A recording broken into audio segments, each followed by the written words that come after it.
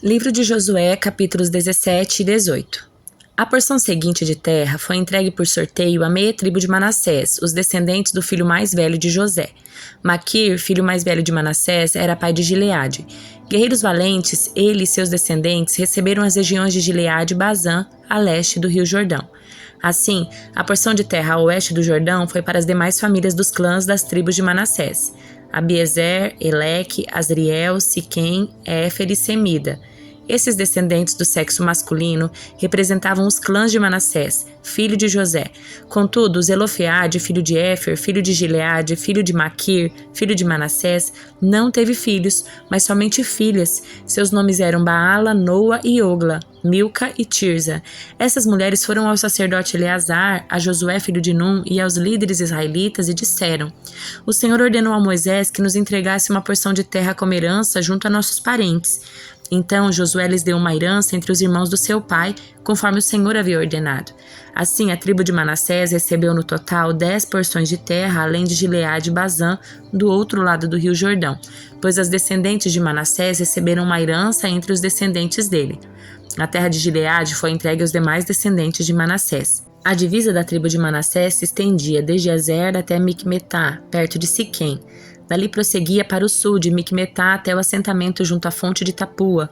As terras ao redor de Tapua pertenciam a Manassés, mas a cidade de Tapua, propriamente dita, na divisa do território de Manassés, pertencia à tribo de Efraim. Da fonte de Tapua, a divisa de Manassés seguia pelo vale de Caná e dali chegava até o mar Mediterrâneo. Várias cidades ao sul do vale ficavam dentro do território de Manassés, mas na verdade pertenciam à tribo de Efraim. Em geral, porém, a terra do sul do vale pertencia a Efraim e a terra ao norte do vale pertencia a Manassés. A divisa de Manassés acompanhava o lado norte do ribeiro e terminava no mar Mediterrâneo. Ao norte de Manassés ficava o território de Azer e a leste o território de Issacar. As seguintes cidades dentro do território de Issacar e Azer foram entregues a Manassés: Bet-San, Ibleã, Dor, isto é, Nafote-Dor, Endor, Taanaque e Megido, cada uma com os assentamentos ao redor. Contudo, os descendentes de Manassés não conseguiram ocupar essas cidades, pois os cananeus estavam determinados a permanecer naquela região. Mais tarde, quando os israelitas se tornaram fortes o suficiente, submeteram os cananeus a trabalhos forçados, mas não os expulsaram completamente. Os descendentes de José foram a Josué e perguntaram: Por que você nos deu apenas uma porção de terra como herança, uma vez que o Senhor nos tornou um povo tão numeroso? Josué respondeu: Se vocês são tão numerosos e se a região montanhosa de Efraim não é grande o suficiente para vocês, abram espaço nos bosques onde habitam os ferezeus e os refaíns. Os descendentes de José disseram: É verdade que a região montanhosa não é grande o suficiente para nós, mas todos os cananeus do vale, tanto os de Bet-San e dos povoados ao redor como os do vale de Jezreel, têm carros de guerra com rodas de ferro, são fortes demais para nós. Então Josué disse às tribos de Efraim e Manassés, os descendentes de José: Uma vez que vocês são tão numerosos e fortes, receberão mais de uma porção. Os bosques da região montanhosa também serão seus. Abram todo o espaço que desejarem e tomem posse dos seus limites mais distantes. E embora os cananeus do vale sejam fortes e tenham carros de guerra com rodas de ferro, vocês conseguirão expulsá-los. Agora que a terra estava sob o controle dos israelitas, toda a comunidade se reuniu em Siló e ali armou a tenda do encontro. Mas ainda restavam 7 tribos de Israel que não haviam recebido porções de terra como herança. Então Josué disse aos israelitas: Até quando vocês vão esperar para tomar posse do restante da terra que o Senhor, o Deus dos seus antepassados, lhes deu? Escolham 3 homens de cada tribo e eu os enviarei para fazer o reconhecimento da terra e mapeá-la. Eles voltarão a mim com um relatório escrito das divisões propostas da sua herança. Dividirão a terra em 7 partes, sem incluir o território de Judá ao sul e o território de José ao norte. Depois que traçarem um mapa da divisão da terra em 7 partes, tragam-no para mim e eu farei um sorteio na presença do Senhor nosso Deus. Os levitas, porém, não receberam porção alguma de terra entre vocês, pois seu serviço como sacerdotes do Senhor será sua herança. E as tribos de Gad e Ruben e a meia tribo de Manassés não receberão mais terras, pois já receberam como herança a porção de terra que Moisés, servo do Senhor, lhes deu a leste do Jordão. Quando os homens estavam de partida para mapear a terra, Josué lhes ordenou: Vão, façam o reconhecimento da terra e tragam uma descrição dela por escrito. Depois voltem e eu distribuirei a terra entre as tribos por sorteio na presença do Senhor aqui em Siló.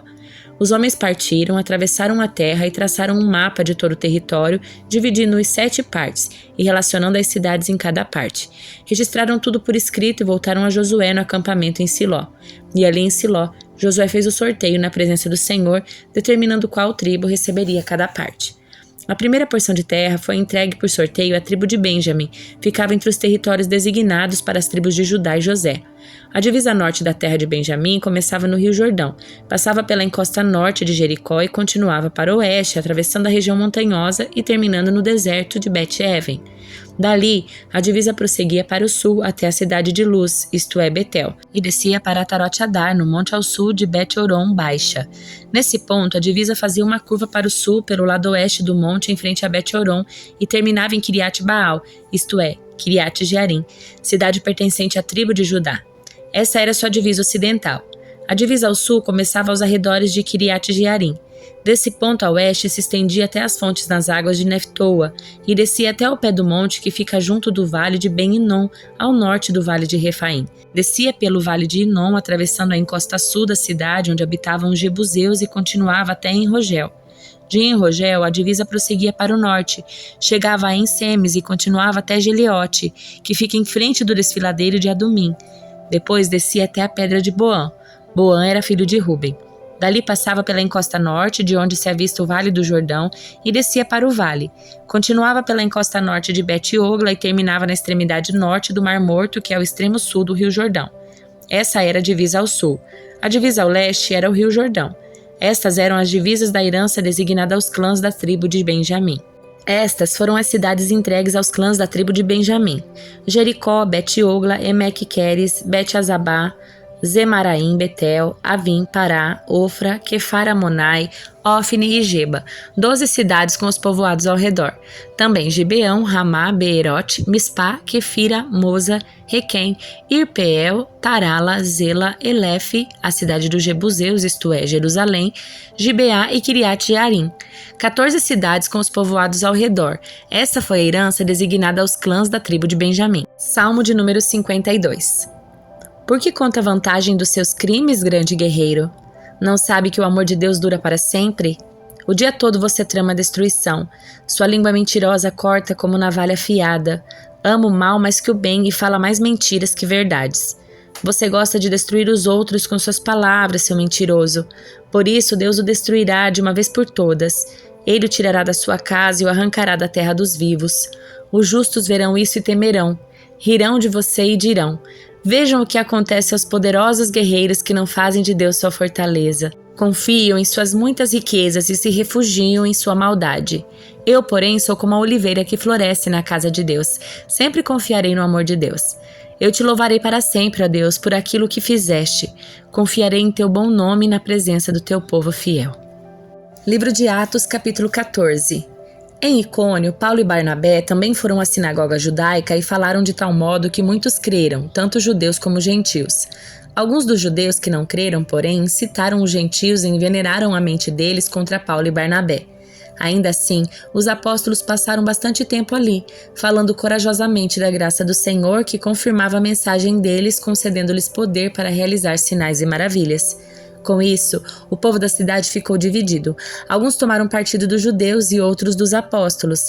Então, um grupo de gentios, judeus e seus líderes, resolveu atacá-los e apedrejá-los. Quando os apóstolos souberam disso, fugiram para a região da Licaônia, para as cidades de Listra e Derbe e aos seus arredores, e ali anunciaram as boas novas.